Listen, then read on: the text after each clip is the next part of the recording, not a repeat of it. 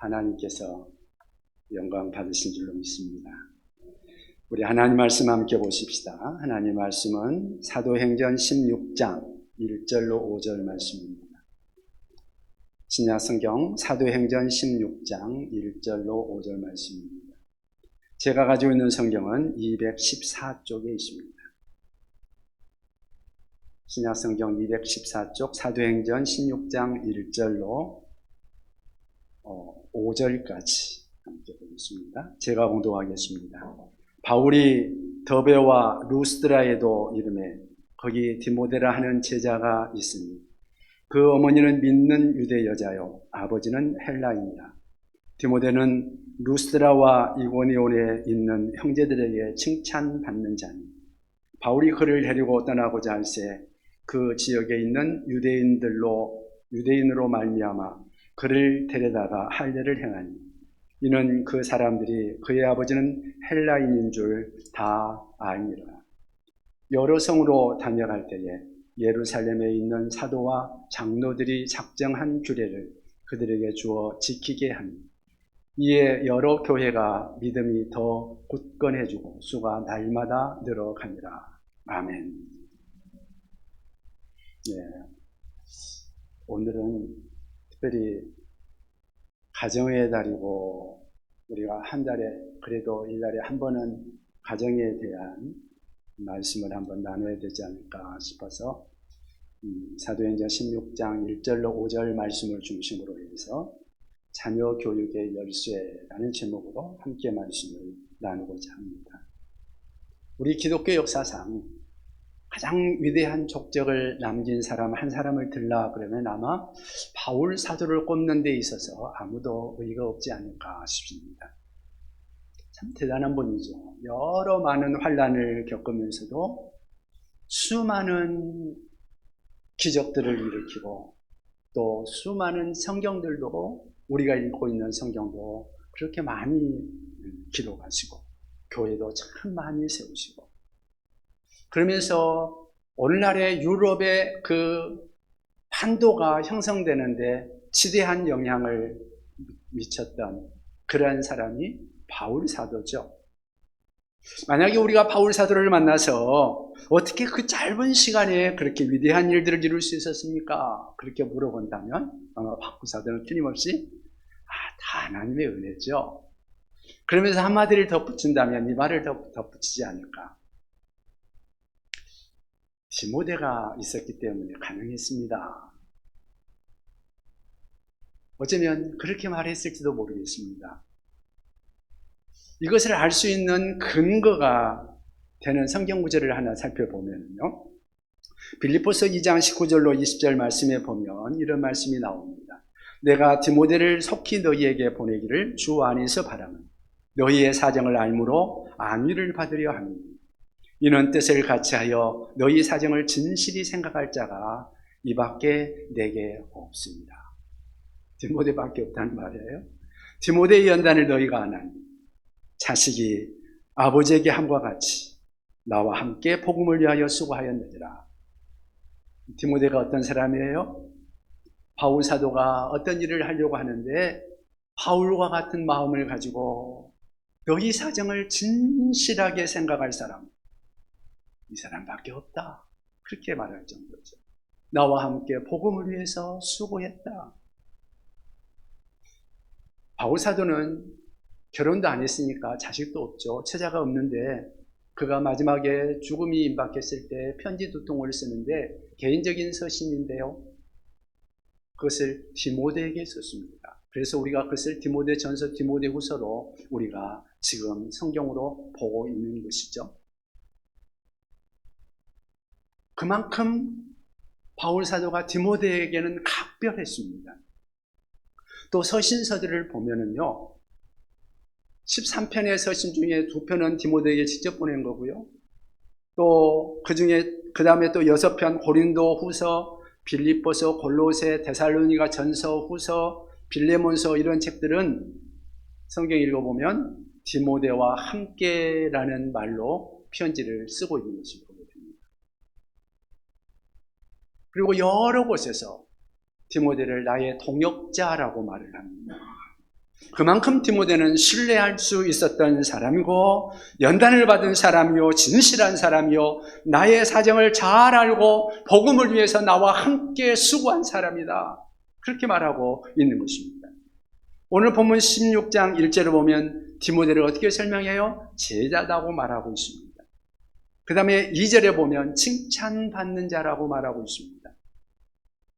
여러분, 많은 사람들 중에 어떤 사람 한 사람이 예수 믿게 되는 경우를 들어서 우리가 크게 두 가지 유형으로 우리가 말을 합니다. 하나는 바울형이다, 하나는 디모데형이다, 그렇게 말을 하는데, 바울형은 어떤 사람이냐면 예수를 몰랐거나 아니면 무관심했거나 예수에 대해서 그냥 적대적이었던 사람이 예수 믿는 경우, 바울형.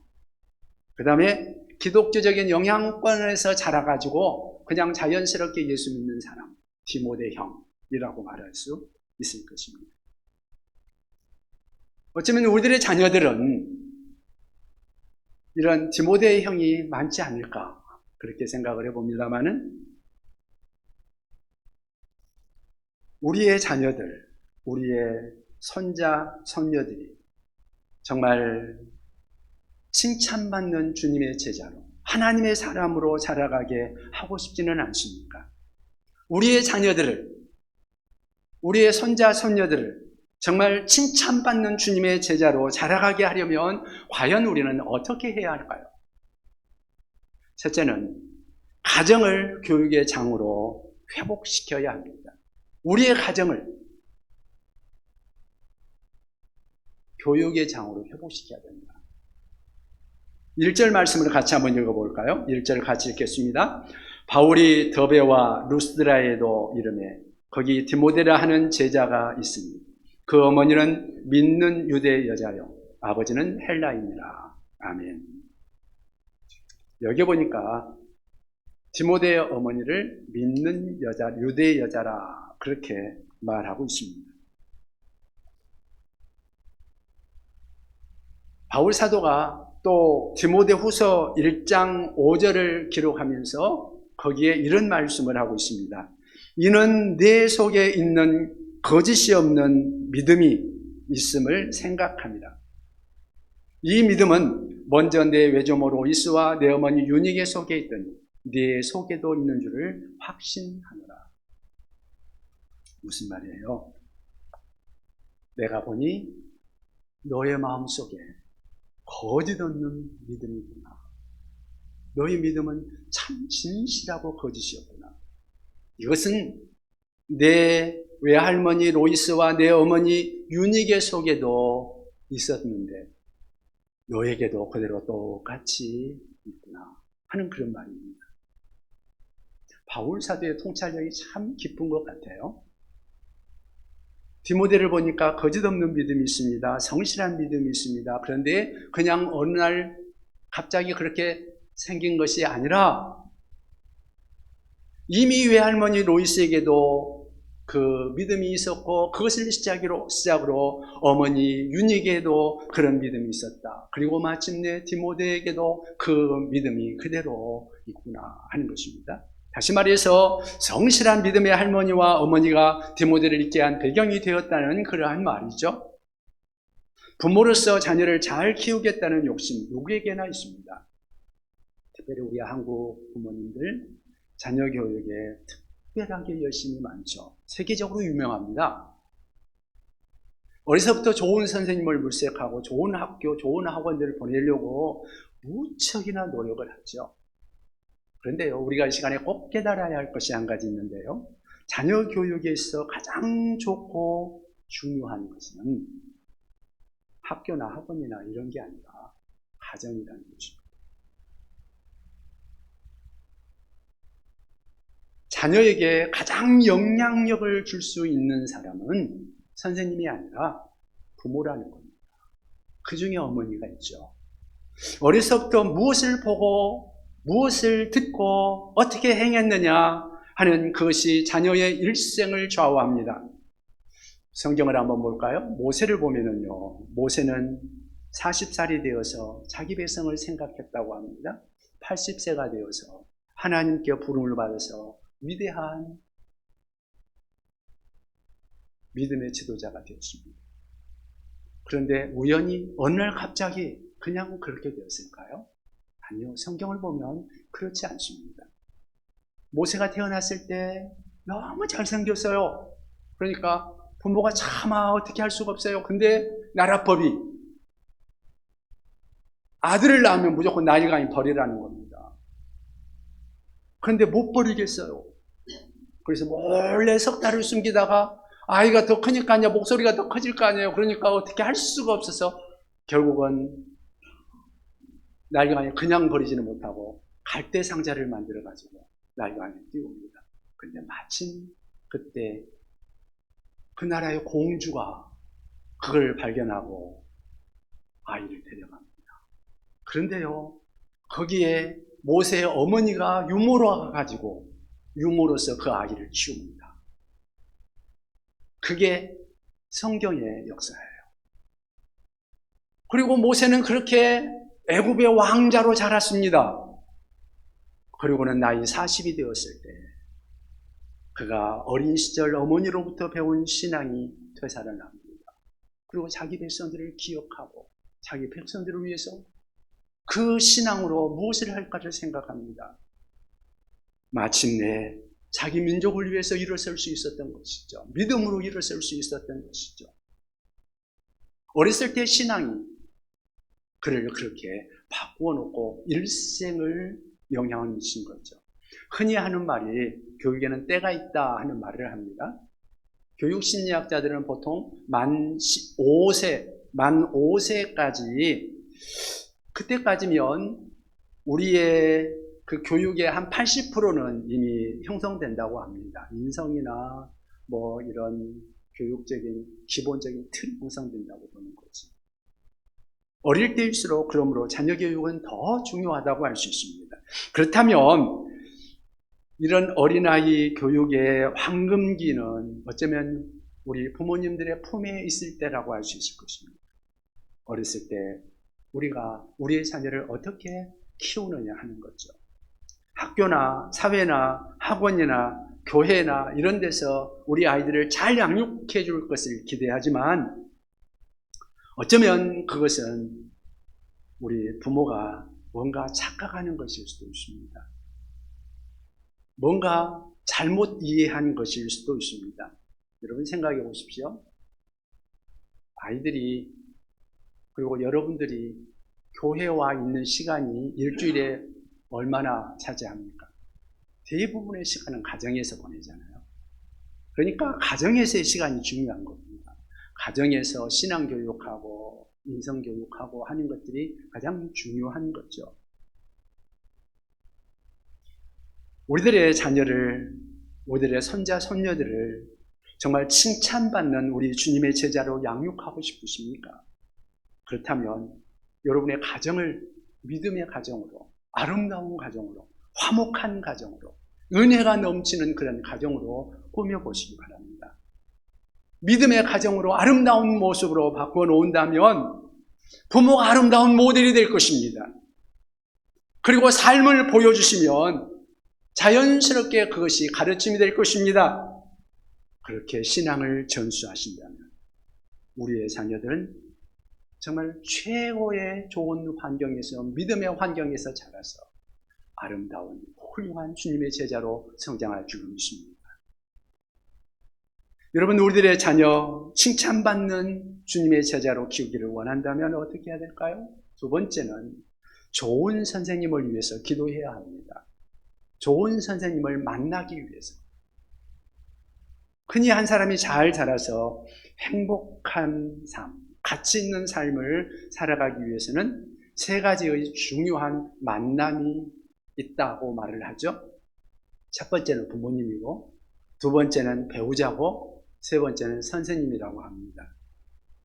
부모는 이미 만났죠. 좋은 배우자를 위해서도 기도할 필요가 있겠죠. 그리고 좋은 선생님을 만나기 위해서도 기도할 필요가 있습니다. 디모데도 보세요. 바울 사도가 없는 디모데 생각할 수 있을까요? 바울 사도가 없다면 디모데를 말하기가 어려울 겁니다.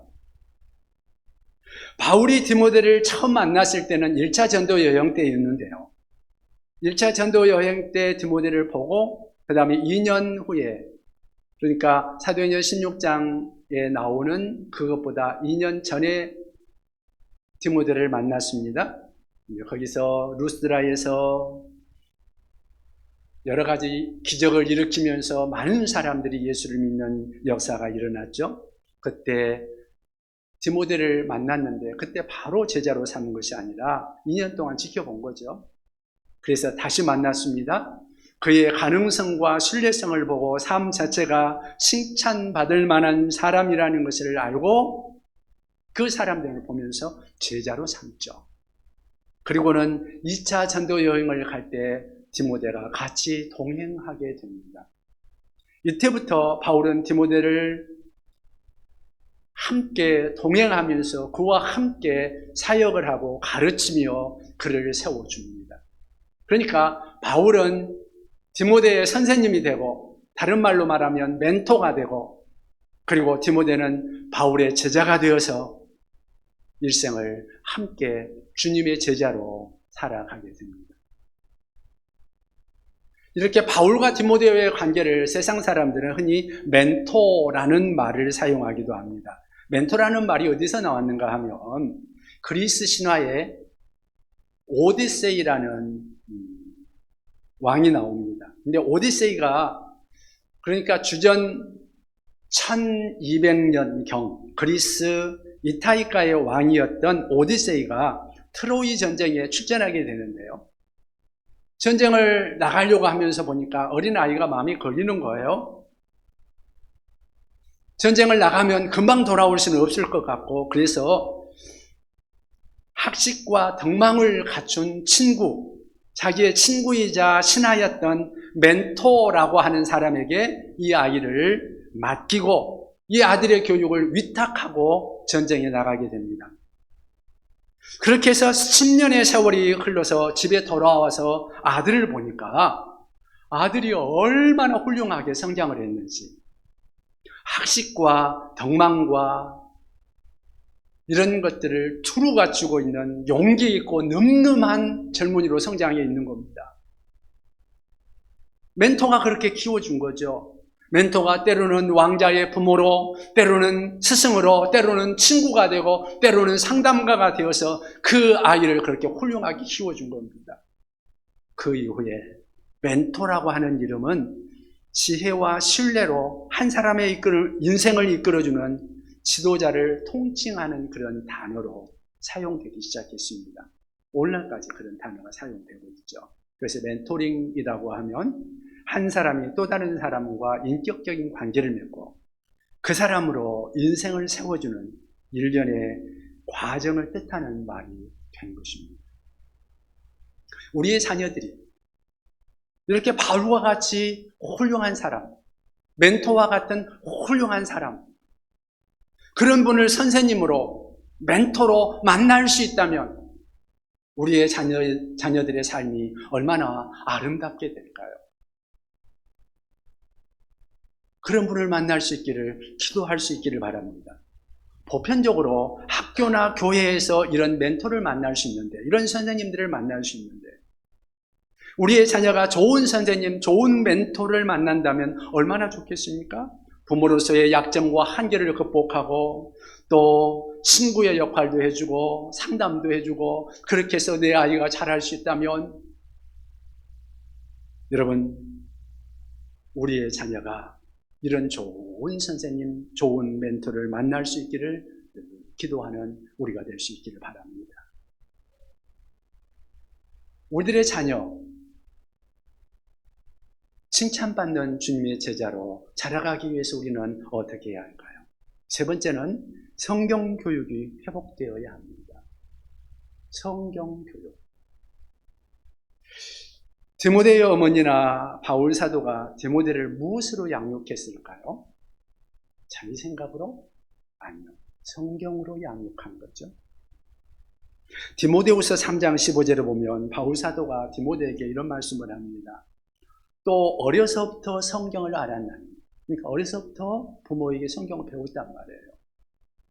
또 어려서부터 성경을 알았나니 성경은 능히 너로 하여금 그리스도 예수 안에 있는 믿음으로 말미암아 구원에 이르는 지혜가 있게 하느니라.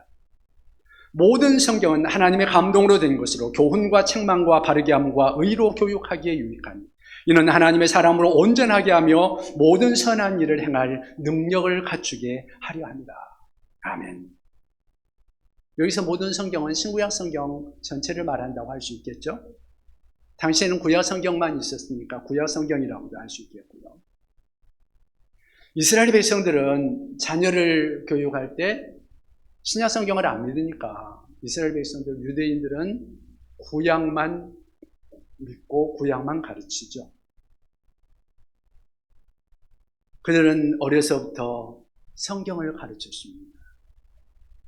성경 가르치는데 그 중에서도 그들이 가장 중요하게 생각한 것은 성경 39권, 구약 성경 39권 중에서도 모세 오경을 더 중요하게 여겼습니다. 그리고 모세 오경 중에서도 특별하게 중요하게 여기는 성경 구절이 있습니다. 여러분, 성경은 사람이 지은 책이 아니라 하나님의 말씀인 것, 성령의 감동으로 기록된 하나님의 말씀인 것을 믿으시기 바랍니다. 그래서 성경은 우리를 구원에 이르게 합니다. 세상 일반 서적도 많이 있지만 세상의 일반 서적들과는 차원이 다른 겁니다. 세상 서적에서는 우리가 지식을 얻을 수 있지만 성경을 통해서는 그러한 지식과 함께 더 중요한 것을 얻는데 그것은 우리가 구원을 얻게 한다는 겁니다. 그리고 하나님의 사람으로 온전하게 행할 능력을 얻게 한다.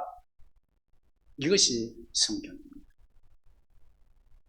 우리 신구약 성경 중에서 우리가 가장 중요하게 생각하는 성경 구절 하나를 꼽아보십시오 한다면 대부분이 요한복음 3장 16절을 꼽을 수 있을 겁니다. 여러분 아시죠? 한번 외워볼까요? 시작.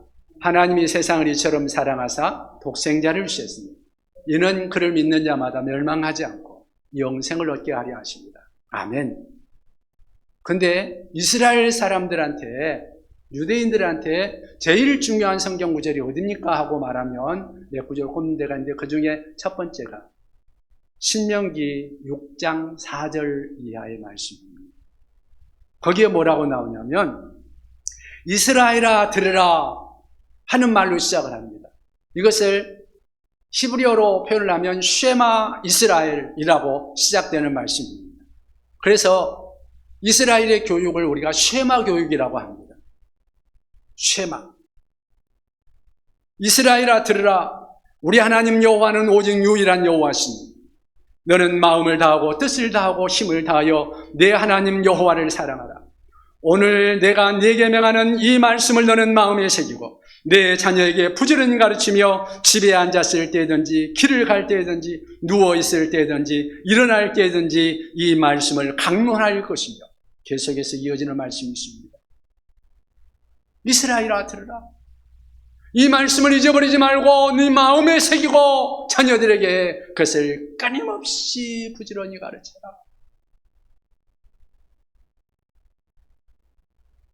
하나님의 절대적인 명령입니다. 그래서 유대인들 중에서 신앙이 좋은 사람들은 머리에 뭐 쓰고 다니는 사람들 있죠? 거기에 뭐가 들어있느냐? 이 말씀이 들어있는 거예요.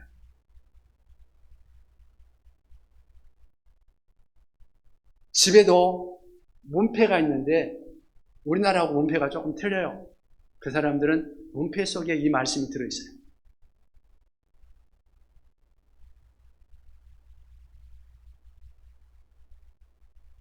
그들은 하나님이 그렇게 해라 그러니까 그 말씀 그대로 지키려고 몸부림치는 거예요. 이스라엘 부모들은 자녀들을 얼마나 부지런히 가르치는지 집에 앉았을 때나 일어날 때나 길을 갈 때나 누웠을 때나 그렇게 가르치고 말씀을 손목에 매기도 하고 미간에 붙이기도 하고 문설주와 바깥 문에 기록하고 그러면서 지금도 그렇게 하는 거예요. 여러분 유대민족이 위대하다는 거 우리가 다 세계 민족이 다 인정하는 거잖아요. 그들이요 2000년 동안이나 나라가 없이 땅이 없이 그렇게 유랑 생활을 한 민족이요. 정말 2차 대전 때는 그 인구 중에 800만 명이 학살을 당했죠. 그런데요. 그러면서도 수많은 환난과 고난을 견디면서도 지금까지 이스라엘 그 민족이 생존할 수 있었던 비결이 무엇일까요? 바로 이 말씀인 거예요. 그들은 모세가 명한 이 말씀을 붙들고 지금까지 자녀들을 그렇게 교육한 거예요.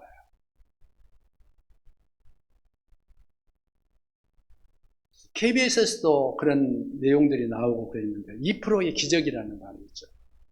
유대인들은 세계 인구의 한 2%? 아니 0.2%. 0.2%에서 0.3% 정도 될 거예요. 그런데요. 그 중에서 이름만 들어도 알만한 사람들이 많이 있습니다. 세계의 정치, 경제, 문화, 예술 이것들을 움직이고 있는 거장들이 유대인들이라는 사실 여러분 아십니까?